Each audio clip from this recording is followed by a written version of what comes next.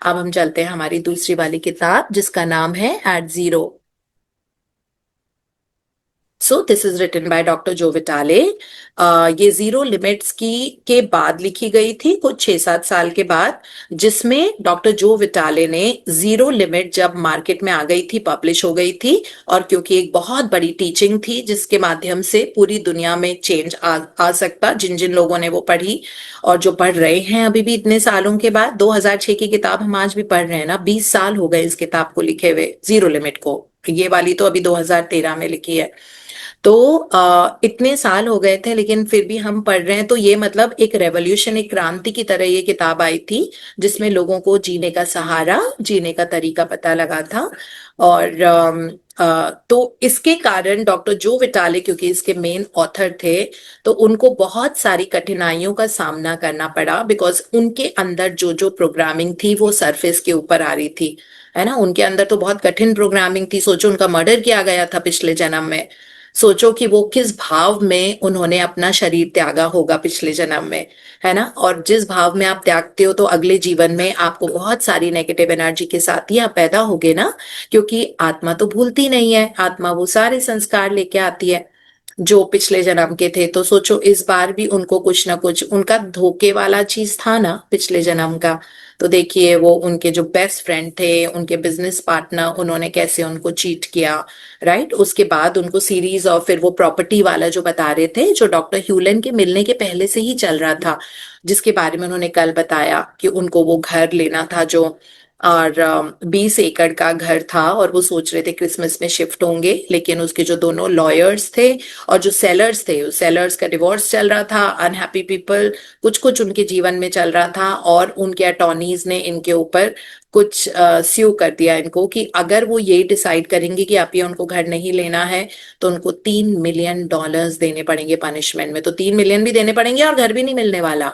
तो ये दोनों चीजें, तो ऐसी ऐसी सिचुएशन उनके साथ हुई। तो कल वाले सेशन में हमने पढ़ा था कि वो फिर डॉक्टर ह्यूलन के पास गए, और डॉक्टर ह्यूलन ने कहा कि तुमने अपना जो विजिटिंग कार्ड लिया था जिसपे सीपोर्ट और अपनी गाड़ी की फोटो लगाई हुई थी, उस कार्ड से तुम उन लोगों की एनर्जी को टुकड़े टुकड़ों में स्लाइस कर दो, तोड़ दो, मतलब एनर्जी को ऐसे इमेजनरी तरीके से करो। तो डॉक्टर जो वैटाले ने ये किया, लेकिन उनको इमिजिएटली कोई खास फर्क उससे पड़ा नहीं। तो उसके बाद हम आज पढ़ रहे हैं कि ये ही वॉज टीचिंग, मतलब doctor ह्यूलन was teaching doctor Joe विटाले, जो उन्होंने कहा था ना अपना विजिटिंग कार्ड लेके उनको स्लाइस कर दो, टुकड़ों टुकड़ों में स्लाइस कर दो और उनको डिसअपियर कर दो। तो ये उनको एडवाइस मिली थी। सो वहां से हम आज पढ़ रहे हैं, and Raman from Delhi will be reading for us. Yeah. Good morning, ma'am. Good good morning, morning everyone. Raman. हाँ जी। He was teaching me an advanced Ho'oponopono cleaning method. I did exactly what he said. Still, nothing seemed to change. In fact, the couple now stated they were suing me for $3 million. I was aghast. They had no real losses. They still had the house. Yet they were suing me for what they claimed was a perceived loss of revenue. I shared my predicament with close friends. No one could explain why this was happening to me. Then I remembered that in my own book, The Attractor Factor, I said that once you get the lesson, you no longer need the experience. What is the lesson? I asked myself, what is the lesson? After months of deep soul searching, I concluded that a program in me was attracting this situation to teach me a lesson about reading contracts. I had trusted my realtor, who should have deleted that line in the contract that was causing us all the problems, and hadn't read it closely. Despite a little nudge within myself to do so, I had ignored that inner warning. The result was hell. Once I got the lesson, obey the feelings and and read those contracts, I felt free. या so basically doctor Joe विटाले को तो अब doctor ह्यूले ने उनको बोला था कि उनको स्लाइस कर दो, जो भी कर दो उनकी एनर्जी को, और उससे क्लीन हो जाएगा। फिर इनको ध्यान, लेकिन कुछ टाइम तक कुछ कुछ हुआ नहीं। होगा डेफिनेटली, रेजोल्यूशन इसका होगा ही होगा, अगर होपोनोपोनो यूज किया है तो डेफिनेटली उसका बहुत अच्छा रेजोल्यूशन आता आएगा अभी आगे जाके, जो हम देखेंगे। लेकिन वो फेज उनके लिए बहुत ट्यूमल्टस था, क्योंकि वो कह रहे थे कि उसके बाद कुछ टाइम तक हुआ ही नहीं। फिर इन्होंने, डॉक्टर जो विटाले ने अपने क्लोज फ्रेंड्स को बताया कि बहुत $3 मिलियन का है, घर भी गया, $3 मिलियन भी देने पड़ेंगे और पता नहीं ये क्या है। फिर उनको ध्यान आया कि अब वो ध्यान क्यों आया है ना, कि अट्रैक्टर फैक्टर की एक लाइन उनको ध्यान आई, जो उन्होंने खुद ये किताब लिखी थी। राइट, तो उनको ये ध्यान आया। ये ध्यान भी इसीलिए आया क्योंकि डॉक्टर ह्यूलन ने जो एनर्जी कट करने को बोली थी ना, तो सीक्वेंशियली अब कुछ ना कुछ ऐसा होगा जिसके कारण समाधान आता जाएगा, सोल्यूशन आता जाएगा इशू का। सो डॉक्टर लाइक डॉक्टर जो विटाली को याद आया कि अट्रैक्टर फैक्टर में उन्होंने एक लाइन अपनी किताब में लिखी थी कि एक बार किसी भी कोई भी प्रॉब्लम आती है, अगर उससे सीख ले लेते हो ना आप, अगर उसे लर्निंग आप ले लेते हो, तो उसके बाद आपको वो एक्सपीरियंस जिंदगी में दोबारा नहीं आता। तो हर एक्सपीरियंस जो होता है वो आपको सिखाने के लिए आता है। कई लोग जल्दी सीख जाते हैं, कई लोग ड्रैग करते रहते हैं। लाइक, तो ये इन्होंने सोचा कि मुझे इसमें से क्या सीखने की जरूरत है, क्योंकि इनको ये पता था कि अगर मैंने अपना लेसन लर्न कर लिया तो ये वाला situation will not come back to my life, है ना, दोबारा नहीं आएगी। तो फिर खूब उन्होंने सोचा कि क्या मुझे इसमें से लेसन सीखने की जरूरत है। तो उन्होंने बताया कि जो रियल्टर था, जिसने, जो प्रॉपर्टी डीलर था इनका, है ना, जिससे वो प्रॉपर्टी ले रहे थे, तो कह रहे हैं मैंने उस पे इतना ट्रस्ट किया, और जो उसने पूरी डीड बनाई थी सेल कॉन्ट्रैक्ट की, वो मैंने ध्यान से नहीं पढ़ी थी, और मुझे उसमें ये वाली लाइन डिलीट कर देनी थी, जिसके कारण अब मुझे इतनी सारी समस्या हो रही थी, है ना। तो उन्होंने बोला कि वो एक वार्निंग थी जो मैंने इग्नोर किया, और मुझे ऐसे नहीं करना चाहिए था, ऐसे भी कभी कोई चीज आप साइन नहीं कर सकते। तो ये उनको सीख, और उन्होंने बोला कि वो जो कॉन्ट्रैक्ट था जिसपे मैंने गलती से साइन कर, मैं बिना पढ़े साइन कर दिया था, है ना, तो उसके कारण आज मैं हेल में था, या जो भी उनकी सिचुएशन इस तरह थी। तो अब ये लेसन जब उनको मिला तो उन्होंने सोचा कि चलो ठीक है। उनको जब उन्होंने कॉन्ट्रैक्ट पढ़ा तो उनको थोड़ा सा फ्री मिला, है ना। अब उसके बाद इनको पता लग गया कि हाँ, ये वाली चीज है कि जैसे ही आप किसी भी चीज से लेसन लर्न कर देते हो, बिकॉज हर मुश्किल आपको कुछ सिखाने के लिए हुई है, और जब आप सीख गए तो अब वो चीज आपके जीवन से हमेशा चली जाती है। इवन एक्नॉलेजमेंट के साथ होता है, अगर आपको एक्नॉलेज कर लेते हो ना, हाँ मेरे मेरे अंदर ये शॉर्टकमिंग है, ये लिमिटेशन है, तो वो चीज आपकी धीरे धीरे डिसिपेट ऑफ, वो डिफ्यूज होने लग जाती है, और वो हमेशा के लिए चली जाती है ना। सो इसलिए बोलते हैं कि ये बहुत बड़ी चीज होती है कि हमको अपनी कमी पता लगे कि अच्छा, मेरा तो ये पैटर्न है जो बार बार हो रहा है। अब आपने एक्नॉलेज किया ना, उसी की वजह से 50-60% वो वहां पे, वो वाली चीज जो आपके एनवायरमेंट में बार बार हो रही है, वो कम होने लग जाती है और फिर बंद हो जाती है, बिकॉज आपने उसको नोटिस किया, है ना। ऑब्जर्वर इफेक्ट का इतना बड़ा, इसलिए कहते हैं ना, ऑब्जर्व योर थॉट्स एक बार। ठीक है, बहुत कुछ पता लगता है कि हमारे अंदर ये टेंडेंसी, हमारे अंदर फियर है, हमारे अंदर ब्लेम गेम है, हमारे अंदर ये वाली सिचुएशन है, विक्टिमाइजेशन का वो है। तो इस तरह से पता लग जाता है, तो वो धीरे धीरे अपने आप डिफ्यूज होने लग जाता है। तो वैसे ही डॉक्टर जो विटाले को पता लगा कि उन्होंने अपने रियल एस्टेट एजेंट के साथ जो उसने कॉन्ट्रैक्ट बनाया था, उन्होंने ध्यान से नहीं पढ़ा था। तो लेकिन जब उनको ये वाला लेसन मिल गया तो उन्होंने कहा कि चलो ठीक है। और उसके बाद, और फिर उसके बाद वो भागे नहीं, ही रेड द कॉन्ट्रैक्ट अगेन, और फिर उसके बाद आगे बढ़ते हैं। हाँ जी, Raman. Then a miracle happened.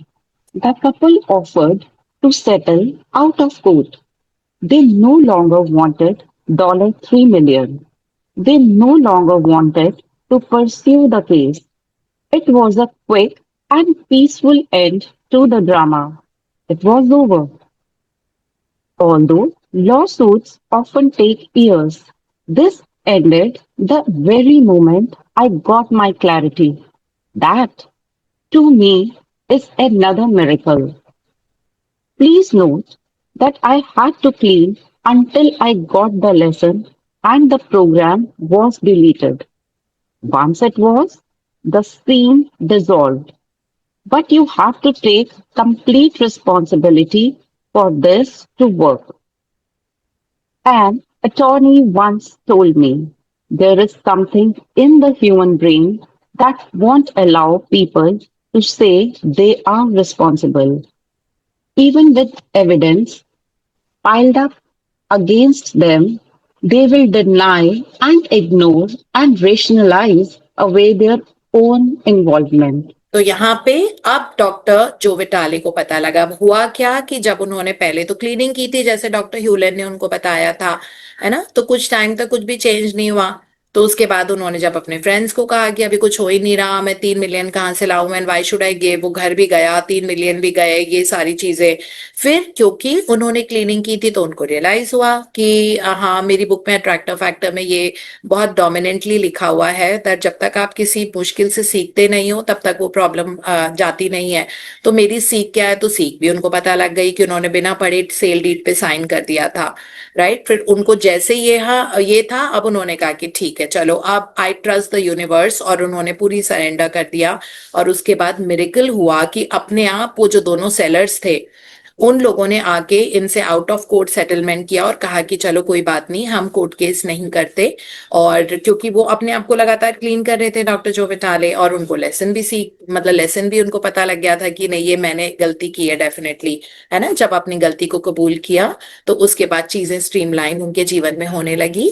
और उन दोनों ने आके आउट ऑफ कोर्ट सेटलमेंट किया और उन्होंने अपना केस विड्रॉ कर लिया, and it was all over, है ना। सो ये किस लिए हुआ था, क्योंकि डॉक्टर ह्यूलन ने जब होपोनोपोनो की एडवांस टेक्निक को यूज किया था अपने जीवन में, जैसे उनको डॉक्टर ह्यूलन ने जैसे जिस तरह से बताया था, और वो यूज करने के बाद उनकी ये बहुत अच्छे से क्लीनिंग पूरी तरह हुई। लेकिन उसके कारण उनको वो याद आया कि अट्रैक्टिव फैक्टर जो उन्होंने इतने पहले किताब लिखी थी, है ना, मतलब अट्रैक्टिव फैक्टर तो तभी लिख चुके थे जब 2006 में जीरो लिमिट उन्होंने लिखी थी, जब डॉक्टर ह्यूलन से मिले थे 2005 में। उसके भी पहले की बात है अट्रैक्टिव फैक्टर, तो इतनी पुरानी बुक थी लेकिन उनको पूरी उस किताब में से, और उसके बाद बहुत सारी किताबें ये और लिख चुके थे, है ना। सो उनको फिर एकदम से ध्यान आया कि अरे ये वाला तो मतलब ये लाइन थी, वो लाइन उनको याद आई क्योंकि उन्होंने क्लीनिंग टूल यूज किया था। सो जैसे क्लीनिंग टूल यूज किया उनको लाइन याद आ गई दैट आपको अपनी गलती से सीखना है, और आप सीखोगे तो अपने आप आपकी समस्या का समाधान हो जाएगा, सोल्यूशन मिल जाएगा। उनको मिला और ये वाला आउट ऑफ कोर्ट सेटलमेंट हो गया। फिर डॉक्टर जो विटाले हमको बता रहे हैं कि कभी भी अपनी रिस्पॉन्सिबिलिटी से कोई भी चीज की अगर 100% रिस्पॉन्सिबिलिटी लोगे तभी आप में वो पावर आएगी कि आप उसको ओवरकम कर सकते हो, है ना। ये चीज, ये कभी भी सिचुएशन को ब्लेम नहीं करना कि मेरे ब्रदर इन लॉ ने मुझ पे केस कर दिया, उन्होंने सारी प्रॉपर्टी रख ली, मेरा बॉस ऐसे हैं, मेरे वो ऐसे हैं, कुछ नहीं। तो ये उन्होंने हमको बता रहे हैं कि जो हो रहा है वो हमारे अंदर बहुत एक्टिव रनिंग प्रोग्राम्स हैं इस वक्त। कई तो सेटल्ड हैं कई रनिंग प्रोग्राम है, इजंट इट। डॉक्टर जो विटाले के जीवन में ये सेटल्ड प्रोग्राम थे जब वो 2005 में मिले थे, है ना। अब ये रन करें, अब सडनली ये वाले जो प्रोग्राम है जो अभी तक सोए हुए थे ये जाग गए हैं, और इन्होंने उथल पुथल करनी शुरू कर दी डॉक्टर जो विटाले के जीवन में, क्योंकि अब ये निकलने को तैयार थे। ये बहुत ही स्टबर्न और क्रॉनिक प्रोग्राम्स थे जो उनके लाइफ में जमे पड़े थे, लेकिन ये अब उथल पुथल इसीलिए हुई क्योंकि ये इतने क्रॉनिक और इतने सीमेंटेड थे ये वाले प्रोग्राम्स दैट अब ये उनके जीवन से जाने के लिए तैयार थे। इतनी नेगेटिव एनर्जी निकली उनकी, है ना, और आउट ऑफ कोर्ट सेटलमेंट हो गया, सब हो गया। तो यहाँ पे अटॉर्नीज भी उनके बहुत सरप्राइज थे कि ऐसे कभी कोई नहीं करता है, लेकिन लाइक सब लोग जो लोग होते हैं वो रैशनलाइज करते हैं रीजन एंड लॉजिक के साथ, but he said that like ये बहुत ही अमेज थे सब लोग कि कितने आराम से ये सारा हो गया। हाँ जी, आगे पढ़ो। That's why Ho'oponopono has phrases such as, I am sorry and please forgive me. Those statements help you awaken to your own part of whatever you are experiencing. Interestingly enough, those two statements are the hardest for most people to say. Those are the statements the majority of people object to even thinking. Again, it's not your fault that you may have something to resolve in your life, but it is your responsibility. If you are wrestling with a stubborn issue in your life, realize that the issue has nothing to do with you or anyone else. The issue is a program. It's in you, much like bacteria or a virus. It's more psychological. It's what Ho'oponopono calls a memory. We have no idea where it originated, and we don't need to know. You just need to delete it. Yeah, How? one sec. Ajay, you're Okay. reading from the book? Yes, ma'am. Yes, ma'am. Acha. Okay, ma'am. Actually, two, three lines are left. Then the next page will start. Next Okay. chapter will start. Okay. पढ़ो पढ़ो. How? By practicing authentic Ho'oponopono. But before I explain new ways to delete old programs, let's dig into some of the history of Ho'oponopono as we know it today. Where did this strange method come from anyway? Yeah. So thank you, Raman, for reading so beautifully for us. Thank you. Thank you. You're too sweet. Thank you, and God bless you with the best. Thank you so much, ma'am. Thank you. Thank you. Thank you for being there in our lives, ma'am. Thank Love you so you. much. Thank you. सो यहाँ पे doctor Joe विटाले ने chapter के and में अपने programme पहले सबसे पहले doctor ह्यूलेन की टीचिंग्स के बारे में बताया था कि उन्होंने ऐसा ऐसा कहा है ना कि जब भी आप होओपोनोपोनो करना शुरू करते हो तो आपके लाइफ की लिमिटेशन शॉर्टकमिंग्स नेगेटिव एनर्जी ऊपर की तरफ आती है और वो आपकी जिंदगी में बहुत उथल पुथल करेगी, लेकिन आपको डरना नहीं है। एनर्जी निकलने का बस यही तरीका होता है, इसके अलावा कोई और तरीका नहीं होता। तो डरो मत, वो एनर्जी आपके जीवन से जा रही है तो आने दो। किसी के साथ और झगड़ा हो रहा है, आपकी हेल्थ में कुछ चैलेंज आ रहा है ना, तो उसको ऐसे ही निकलेगी, वो अब निकल जाएगी। बस आप अपना पानी पीते रहो, drink a lot of water, that's very important. और अगर ब्लू सोलराइज वाटर पीना चाहते हैं, मतलब वो उसकी सुविधा है आपके यहाँ पे, तो आप वो भी साथ साथ करो, right. Keep doing this, keep doing that, keep doing that. और उसको कर करके आप अपने अपने अंदर जो ब्लू सोलराइज वाटर होता है वो भी हमारी नेगेटिव एनर्जी को, जो भी हमारे अंदर प्रोग्राम है वो उसको हमको एट जीरो क्लीन करता है। वो क्लीनिंग वाटर होता है ना, सोलराइज वाटर है। तो ये आप करते रहो और उस प्रॉब्लम को आने दो। कोई बात नहीं आ रही है तो, है ना। जैसे इन्होंने डॉक्टर जो विटाले को भी देखो, अब उन्होंने कब डॉक्टर ह्यूलेन से बात करी थी, कुछ महीने हो गए और उनके लाइफ में कुछ भी नहीं हो रहा था। वो वापस भाग के थोड़ी गए डॉक्टर ह्यूलेन के पास कि 3 महीने हो रहे हैं मेरे जीवन में कुछ चेंज नहीं हुआ। जब डॉक्टर ह्यूलेन खुद जब हॉस्पिटल में थे और वो हवाई स्टेट हॉस्पिटल में उन मेंटली इंसेन पेशेंट्स को जब वो ट्रीट कर रहे थे, तो 3 महीने तक तो पत्ता भी नहीं हिला, है ना, कुछ भी नहीं हुआ। तो क्या वो किसके पास भाग के गए?